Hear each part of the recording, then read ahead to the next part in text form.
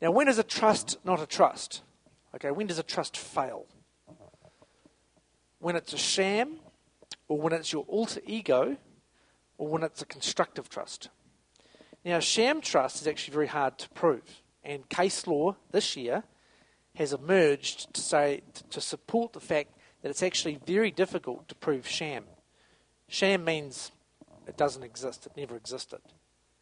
And to show sham, you've got to have common intention between the settlors, the people that created the trust, and the trustees to create something that was never there. In other words, dress something up that never existed as being a trust.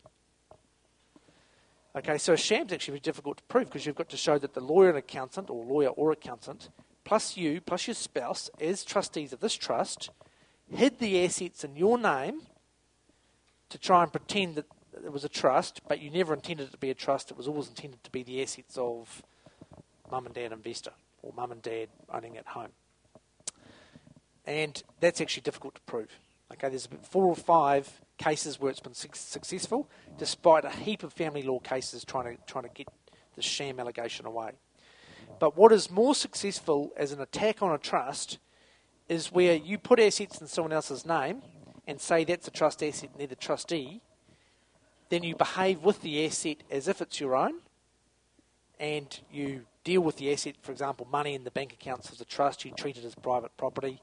You have a Food Town, say a cash flow card, you go to Food Town, you swipe it on the bank account of the trust, and take the money and pay the bills of the beneficiaries on a day-by-day basis. That's the behaviour of somebody dealing with personal property.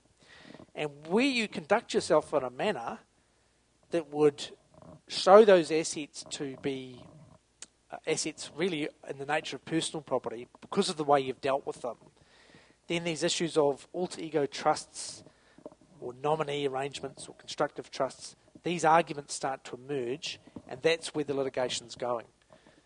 Okay, so sham trusts are less of an issue these days, and emerging sham, alter ego, these types of arguments are emerging.